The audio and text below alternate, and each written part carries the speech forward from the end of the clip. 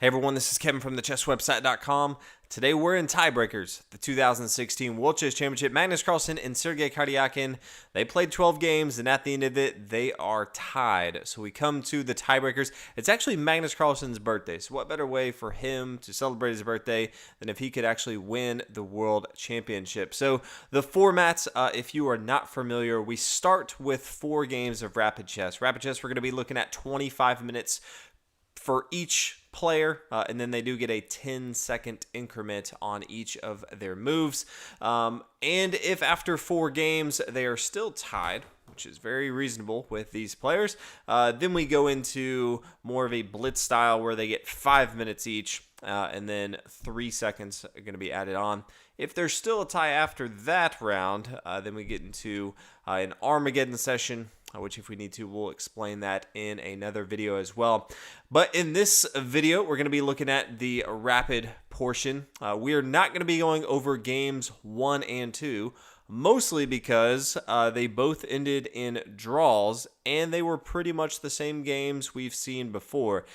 As you'll kind of see, even with game 3, which we're going to be starting to look at right now, it doesn't seem like their preparation really entailed much different for this rapid section than they have been throughout the tournament, because you're seeing a lot of the same openings. So this game number 3, White's going to be played by Sergei Karjakin. Carlsen drew the black pieces for game 1, which means he has the white pieces in games 2 and 4, so he will get to close this out. So even if he were to lose this game, he does get the white pieces in game 4. But we'll go ahead and get started with Sergei Karjakin in game 3, all tied up. Starts out with pawn to e4, pawn e5, knight f3, knight c6, same as we've seen for most of the tournament. Bishop to b5, and then getting into the Morphy defense, pawn to a6, bishop back here to a4.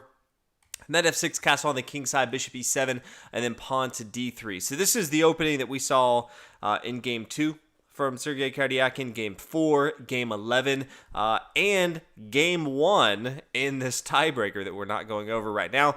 Played the exact same thing. So his preparation is very, very focused on this opening.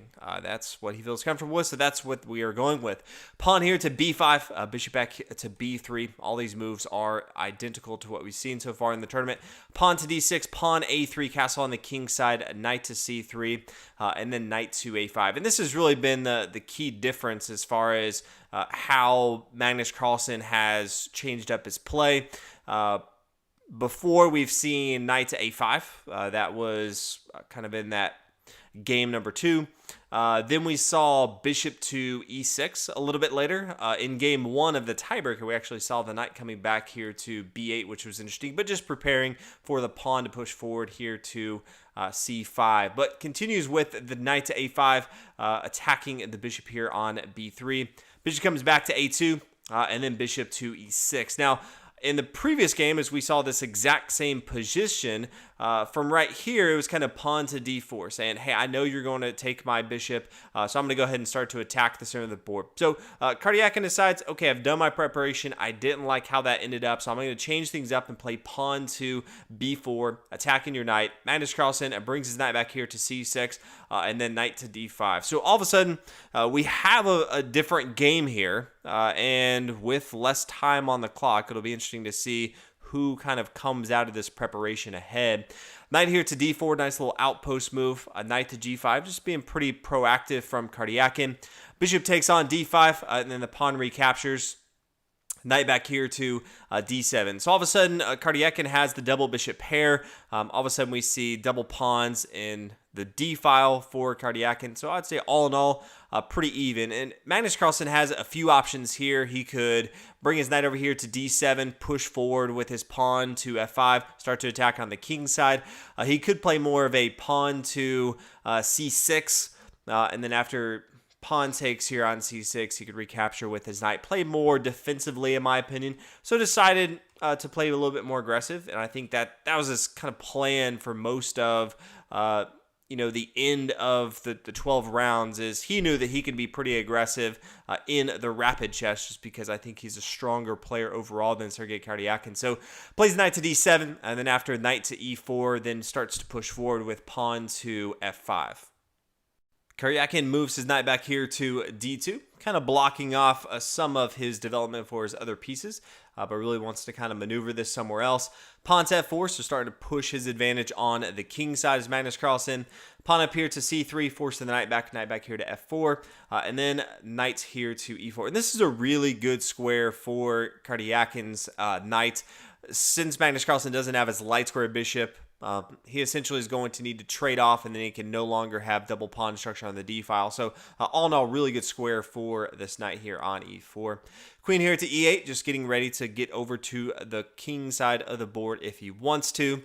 Pawn up here to b3. I really don't like pawn to b3. I was looking to push forward so he doesn't have, his bishop kind of in the way of this rook to protect it. But I think Magnus Carlsen's putting enough pressure on the king side of the board that he should really try to get some of his material involved into the king side to kind of protect the house over here. And then if he wants to push on the queen side, he can do that. Maybe try to open up the a file, get his rooks involved. But even queen to g4 sounds good. I think he needs some of that big material. And the queen can't be forced off by light square bishops. I think that's kind of the play I prefer. But bishop to b3, queen here to g6, a pawn to f3. This, I think, also is somewhat questionable. I think this blocks off getting his pieces into the game. He's not going to get his dark square bishop. He's not going to move over here. His queen is now kind of blocked off. It does open up the door for the dark square bishop, which Magnus Carlsen has to attack this king. The king can always come here to h1. That's fine. But starting to add pressure on the king side, and Karjakin is going to say, hey, I'm going to block this off, try to hold down the fort with what I have, and then start to attack on the queen side. So bishop down here to h4, and then pawn to a4. So as we said before, Karjakin can't do too much else, so decides, let's go ahead and attack over here. A knight here to f6, a queen here to e2, and then we start to see some exchange on the queen side of the board. Pawn recaptures, bishop here to d2. After the bishop takes on c3. I think this is going to be okay for Sergei Karjakin. Comes out with the double bishop pair. All he really needs to do is control this a file, get a rook behind enemy lines. He does have this backward pawn here on this c7 square. If he can start to attack this, really control the 7th rank, I think Karjakin's going to have a pretty good game. Magnus Carlsen needs to make a choice. Continue to try to attack on the king side of the board. He may need to get another pawn involved or at least a rook involved into the game to really break through. Or he needs to focus his energy, try to get an outpost here on d4, put more pressure. Even here on e3 would be good. Start to put pressure on some of the critical squares on the queen side and then see if he can, in fact, take over on the queen side of the board. Knight here to e3, so decides that's the outpost that he wants to go with. A rook over here to c1. We just see an exchange on board, and then queen here to e8. So Magnus Carlsen looking like he's kind of abandoning the king side of the board, getting his queen over here, starting to attack on the queen side. First attacking this pawn on b5, pretty easy to defend with bishop to c4. But he wants his opponent to be in defense mode. He doesn't want these bishops to be very active. He wants them to be defending. King here to h8, doesn't want some sort of weird exchange where the pawn comes off and then the bishop's attacking it with a gain in tempo. Knight takes, bishop recaptures, rook up here to a3, and then pawn to e4, just opening up the door a little bit for this dark square bishop to get involved into the game. The bishop captures, rook takes over here on c3, and then queen down here to e5. Also, nice little square for this queen in the center of the board. We always talk about outposts with minor pieces, typically knights, sometimes bishops, but queens can be pretty powerful as well. The light square bishop's not going to be able to ever attack this. This rook really is never going to be able to put pressure on this. The queen could try to have a defender and then attack this, but it just gets somewhat awkward. So all in all, this queen can get involved into the game if he wants to, easily, quick, move over to the queen side of the board, get behind enemy lines. So Karjakin, I would say, is kind of in a tough spot now. He has to play somewhat defensively, especially with this very active knight on this e3 outpost with his light square bishop not doing too much. All Magnus Carlsen really needs to do is start to get his rook involved into the game. He can have a pretty strong attack on board. Karjakin moves rook down here to c1, rook over here to a8. Magnus Carlsen getting that rook involved into the game. Pawn to h3, just allowing his king a little safety net if he needs to move. Same thing with pawn to h6. Both sides recognize that at any time there could be a queen or rook getting into this back rank. Wants to make sure nothing crazy happens. Queen here to d4, just centralizing a little bit more. Queen down here to e1, completely in defense mode right now. Queen to b2, starting to put pressure, you can see specifically on this square on g2, threatening mate in 1 right here. Bishop has to come back to f1, exactly what Magnus Carlsen's looking for, playing straight defense from white. Rook down here to a2, and then kind of a fatal error by Karjakin.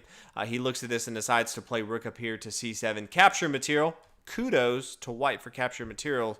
Unfortunately, he loses the game after rook here to a1. In this particular spot, Karjakin was forced to resign. He's just going to, it doesn't really matter what he tries to do. That obvious, if he gets his queen out of the way, he's going to lose his queen. He really just need to take care on a1, but then he's just going to lose that. If he tries something, queen to h4, because it dies here on f2 or g3, then all of a sudden, knight to f2 or f1 check, kind of forcing, the king can't come here. Doesn't matter where it kind of comes to. Then all of a sudden the knight comes back. This is all going to lose. Queen to g2. That's going to be mate. Doesn't matter if the rook comes back down. It's still going to fall because the queen's protecting the square here on c1. So all in all, Karjakin very quickly realized he had made a huge blunder and loses this one. So he has a tough task going into game number 4. He's playing the black pieces against Magnus Carlsen, who's now up a game. Magnus Carlsen, if he can draw or win game number 4, then he will be the champion. So let's go ahead and get into game number 4. Magnus Carlsen playing the white pieces. All he needs is a tie. Victory would also suffice to be the world champion and win it on his birthday. Sergei Karjakin does need a victory to get on to the blitz portion and tie things up with Magnus Carlsen. So let's go ahead and get started. Pawn to e4, Magnus Carlsen, kind of what we expected. Pawn to c5, so the Sicilian defense, probably the sharpest line to actually have some sort of chance from black. Thought we'd see actually more of the Sicilian defense. There are just so many variations that both sides could have prepared for. But we didn't. We saw mostly just pawn to e5. It seemed like both sides really prepared for that. Knight to f3, pawn to d6, and then after exchanging the center of the board, which we typically see from the Sicilian defense, we see pawn to f3. Not a variation we see very often. It's the Prince variation. Still allowing himself to play pawn to c4, but it does kind of expose his king a little bit. Usually going to be castling on the king side when you're playing the Sicilian defense.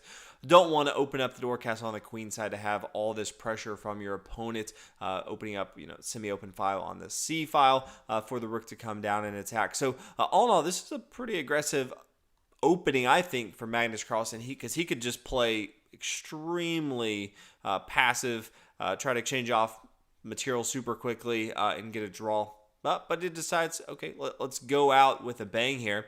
So after f3, we see pawn to e5, forcing the knight to come back here. Bishop to f7, or e7, and then pawn up here to c4. He had lots of different options here. Could have played knight to c3, just development move. That's pretty common. Bishop to b5, check. Bishop to even c4, putting pressure on these light squares also makes a lot of sense, but decided to go with the pawn here to c4. Pawn to a5, really expected an immediately pawn to a4, just because they don't have much time. So any of these obvious moves you just kind of expect. Magnus Carlsen played bishop to e3. So if you were watching along and it was playing the what is this person going to play, which if you're playing a very long game, it somewhat can be very difficult unless you're using computer assistants to figure out where they're going to go. But if you just look at on the board and try to put your shoes in, Magnus Carlsen's spot, it can be very difficult. But over a blitz game, sometimes they play over the board. They don't really like long calculations because if there's ever some sort of error, it kind of goes badly for them. And so they just kind of play the obvious move. So kind of just expected pawn to a4. Magnus Carlsen looks like he's prepared this variation because he played bishop to e3 without really thinking too much. Pawn to a4, forcing the knight. Knight comes back here to c1.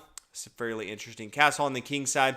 Knight up here to c3. Queen down here to a5. So on the 10th move, Sergei Karjakin decides to go ahead his queen involved into the game. And this was kind of what I was hoping to see from Sergey throughout the tournament, being somewhat aggressive, trying to put Magnus Carlsen in some tough spots, even with the black pieces. Hadn't really done that too much, but all of a sudden, in rapid chess, which makes sense, is getting his queen involved very early on to the action. Queen up here to d2, stopping that pin, so he can move his knight if he wants to. Knight to a6, could have brought it here to c6, probably the more common move. Knight c6, knight down here to d4, nice little outpost, but decides to bring it first to a6, bring it here to c5 eventually. Could then bring it to e6, start to attack on the king side of the board, so kind of has some options there. Bishop to e2, getting ready to castle on the king side. Knight to c5 castle, and then bishop to d7. So completing development for the most part. Magnus Carlsen's complete development. He's moved his knight enough to kind of count that as complete development. Rook here to b1, just protecting this pawn a little bit if it wants to push up a little bit on board. Rook over here to c8, so does have the semi-open file here. Magnus Carlsen has semi-open file on this d file, so he eventually will want to bring a rook over here to d1, put a lot of pressure on the d file. But Sergei Karjakin says, okay, I'm going to go ahead and bring my rook over here to start to add pressure on this c file. Magnus continues with pawn up here to b4, and then the pawn's kind of forced to take. And this is actually a legal move en passant. Once the pawn comes up here next to the pawn, it does have one move to go ahead and take diagonally like this. This does force, after the pawn takes, kind of the queen to come back here. You don't want the pawn to come up and now force one of these pieces to go by the wayside. But instead of the queen going back, I almost wish you would have played knight to e6, still keeping the queen involved into the action, but decided that the queen wasn't doing what he wanted to right now, so brought it back here to d8. Knight here to d3, just getting it more involved into the center of the board. Knight back here e6. Knight to b4, just both sides positioning a little bit. Bishop to c6, and then rook over here to d1. And this is kind of that obvious move. He did have the option, I think, if he had more time to calculate, he may have played knight to d5. After the exchange on board, bishop takes, pawn recaptures, knight down here to d4. After the exchange, we see the queen up here. I think white's going to be in a much better position in this particular spot. Is up a pawn, controlling the center of the board. I think that's going to be good. But too long of a calculation. I think he played the obvious and still very good move. Rook over here to d1, controlling this semi-open file. A pawn to h5, bishop down here to f1. A pawn to h4, just pushing a little bit. Queen over here to f2, just protecting that a little bit. Knight to d7, opening up the door for the bishop and the queen to both protect this pawn. And then pawn to g3. I thought g3 was somewhat interesting on board. Not really worried about protecting the king side of the board right now. Sergei Karjakin has the option to kind of blow this up. Pawn takes, pawn recaptures. You can still protect it, but it's a little bit exposed for my liking in a rapid game. I know that Sergei Karjakin can start to point a lot of his material on the king side of the board. It's probably easier in this spot, instead of playing pawn to g3, just knight up here to c6. Start to exchange material on board. All Magnus Carlsen really needs is a draw. So knight back here to d7, and then pawn up to g3. I say for the most part, Sergei Karjakin's done a good job of keeping material on board, putting some somewhat interesting positions. He doesn't necessarily have an advantage, but at least he's giving himself a shot, not really trying to exchange material too much off the board. So later on, Magnus Carlsen easily starts running out of time, can make a mistake in this game.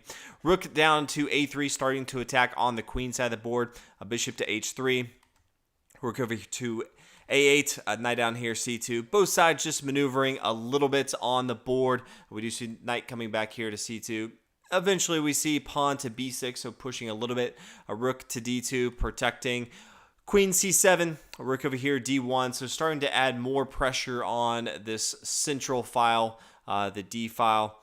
Bishop to f8. Both sides not really doing too much. I thought it was interesting the bishop moved to f8, losing the protection of the pawn here on h4. Because then after, the knight comes down here to f4, after the bishop takes, then it gets kind of awkward. Queen to d7, a knight up here to b4.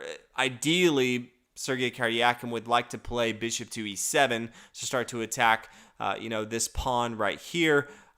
get his queen involved to kind of protect it from, this queen as well. But he just kind of loses too much time here. Knight takes on c6 after the queen takes. Knight up here to d5, attacking the bishop after the bishop moves. Then all of a sudden the knight can come over here, take material on f4. Black's just down too much material. So he kind of looked at it and recognized correctly that after the knight came up here, to b4, he recognized, hey, something's going on. Even if he didn't have time to calculate everything, he probably realized it was going to use too much time to play bishop to e7, start to attack this pawn. He said, hey, I'll give it up. I need to start to understand what's going on the queen side of the board. Played rook here to a3. Now the knight takes on c6. Knight recaptures, knight up here to b5. So this is a nice little outpost on the light square. Dark square bishop not going to really be able to chase this off the board. Attacking the rook right here. Rook is forced to move. Takes here on b3. Comes back to d4, attacking the queen. But then he decides, okay, we're going to go ahead and have an exchange on board, attacking your queen and your rook. I'm going to go ahead and take your rook. Sergei Karjakin says, I have to try something, so I'm going to have a pawn advantage. I'm going to have a pass pawn on the b file, and I'm going to give up that rook. This is a very difficult in-game, all things considered. If they had tons of time, Magnus Carlsen wins this pretty much 95 times out of 100 just because two rooks against just rook, bishop, an extra pawn. Not really doing too much for him, but sometimes you got to go all out to try to just add pressure and see if your opponent makes a mistake. So after the queen takes, we do have the double rook versus the rook and the bishop in game. Queen here to e2, bishop e7, attacking this pawn. And then queen up to e6 does get a little bit tricky if he were to decide to come down here and take on h4, just because he starts to give up material in the center of the board, which he doesn't really want to do on board. Karjakin continues queen to e6, pawn h5, pushing it on the king side. Rook down here, a3. Rook up here to d3 says, hey, if you want to exchange equal material, that's going to be completely fine with me. Karjakin decides that's not the path he wants to go down. Magnus Carlsen, they kind of dance around a little bit. Karjakin decides, okay, we can't have a draw, so decides to bring his rook back here to a7. Rook up here, d5. Rook over here to c7. Queen down here, d2. Queen f6, and then rook to f5. Continuing to put pressure. He recognizes that he can't get too carried away. He can't just start taking rook to d6, hoping that his opponent's going to start exchanging here, because he always has an exposed king. So queen down to g5, check. You could see the king move. Bishop takes if the queen takes. All of a sudden, queen to h5. And then we're kind of equal in material, except there is kind of this extra pawn that's going to fall. So all things considered, this is just not going to be exactly what Magnus Carlsen is looking for, since he just has better material on board. So instead, decides to go ahead and add pressure with rook over here to f5. Queen down here, h4. Rook to c1, says, hey, let's go ahead and exchange on board. Karjakin trying everything he can. He's slowly dwindling in material. Rook over here to a7. Queen to f4 says, let's exchange queens off board. There is a check, so king down here to h1. Queen down here to f2, and this is somewhat all she wrote. Rook to c8. King to h7, and then there's a nice little deflection move with queen to h6, and there's no way to stop this, and so in this particular spot, he resigned. If he were to take with his king, then all of a sudden, that's going to lose to just the rook over here, h8, and if for some reason he decided to take with his pawn, I think you just play rook up here to f7, checkmate as well. So Karjakin resigns. Magnus Carlsen is the world champion yet again. Ends up winning game 3 with the black pieces and game 4 with the white pieces as well. So was kind of glad that Magnus Carlsen tried to play somewhat aggressive. I think he played a pretty interesting opening that gave himself some solid chances. I think he was more prepared for that than Sergei Karjakin. So all in all, congratulations to the champion. This does make sense why he ended up playing so drawish in game 12. He just felt really confident in his speed chess. So all in all, fantastic tournament. We got some extra games, and all in all, 14 games. So hopefully you enjoyed the coverage. And until next time, thanks for watching. Appreciate the support of the channel. See you guys then.